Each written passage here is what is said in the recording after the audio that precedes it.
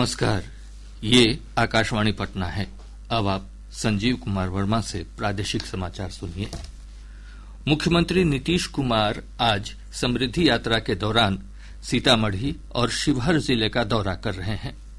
श्री कुमार ने सीतामढ़ी के बेलसंड में आयोजित कार्यक्रम में 346 करोड़ रुपए की लागत वाली 41 योजनाओं का शिलान्यास और 208 करोड़ रुपए से अधिक की 26 योजनाओं का उद्घाटन किया। इसके अलावा मुख्यमंत्री ने जिले में चल रही विभिन्न विकासात्मक और कल्याणकारी योजनाओं की समीक्षा भी की। वहीं हमारे शिवहर संवाददाता ने बताया कि मुख्यमंत्री नीतीश कुमार ने समृद्धि यात्रा के दौरान जिले में 42 करोड़ रुपए की लागत वाली 75 योजनाओं का उद्घाटन और 17 करोड़ रुपए की 28 योजनाओं का शिलान्यास किया। इस दौरान उन्होंने जीविका दीदियों द्वारा लगाए गए स्टॉलों का भी निरीक्षण किया। प्रदेश के सभी सरकारी कार्यालयों में आज से जन सुनवाई की शुरुआत हो रही है। मुख्यमंत्री नीतीश कुमार के निर्देश पर 7 निश्चय 3 के तहत सबका सम्मान जीवन आसान लक्ष्य को लेकर हर एक सोमवार और शुक्रवार को ग्राम पंचायत, थाना, अंचल, प्रखंड, अनुमंडल, जिला, प्रमंडल और राज्य सचिवालय में आम लोग संबंधित पदाधिकारी से उनके कार्यस्थल या कार्यालय कक्ष में मिलकर अपनी समस्याएं बता सकेंगे। पटना जिला प्रशासन ने जन सुनवाई के लिए अपराह्न 1 बजे से 3 बजे तक का समय निर्धारित किया है। इधर मुख्य सचिव प्रत्यय अमृत ने कहा कि जन सुनवाई के दौरान लोगों से प्राप्त शिकायतों का संधारण किया जाएगा और किन शिकायतों पर क्या कार्रवाई हुई, इसकी सतत निगरानी की जाएगी। प्रादेशिक समाचार आप आकाशवाणी पटना से सुन रहे हैं। केंद्रीय कृषि और किसान कल्याण मंत्री शिवराज सिंह चौहान ने कांग्रेस पार्टी पर विकसित भारत जी राम जी अधिनियम को लेकर देश की जनता को गुमराह करने का आरोप लगाया है।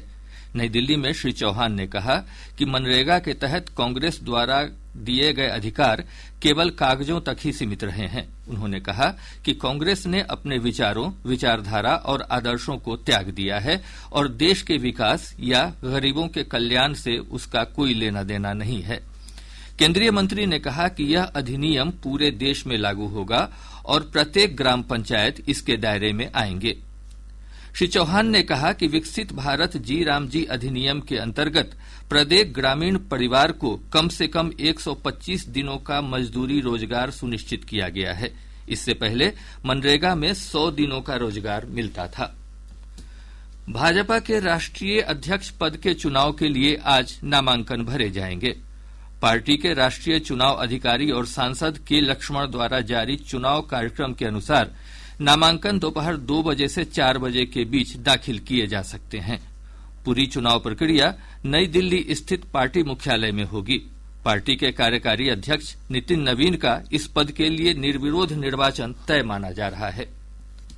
पटना के शंभू हॉस्टल में नीट की तैयारी कर रही छात्रा की मौत के मामले में गृह मंत्री सम्राट चौधरी ने कहा है कि सरकार की ओर से पुलिस को पूरी छूट दी गई है।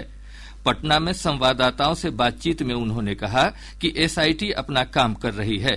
श्री चौधरी ने कहा कि जो भी दोषी होगा उसे कड़ी से कड़ी सजा दी जाएगी। इधर इस मामले में राष्ट्रीय और राज्य मानवाधिकार आयोग में 2 अलग अलग याचिका दायर की गई है। दूसरी ओर कांग्रेस पार्टी ने पटना में विरोध प्रदर्शन कर सरकार से त्वरित कार्रवाई की मांग की है। प्रदर्शन में कांग्रेस के वरिष्ठ नेता कृष्णा अल्लावरू और राजेश राम भी शामिल हुए।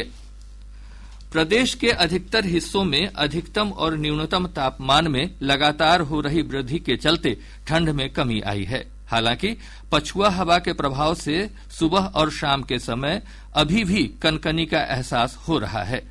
मौसम पूर्वानुमान में कहा गया है कि अगले 3 दिनों तक मौसम के रुख में कोई खास परिवर्तन नहीं होगा। वहीं राज्य के उत्तर पूर्व और उत्तर मध्य भागों के जिलों में सुबह के समय घना कोहरा छाये रहने की संभावना है।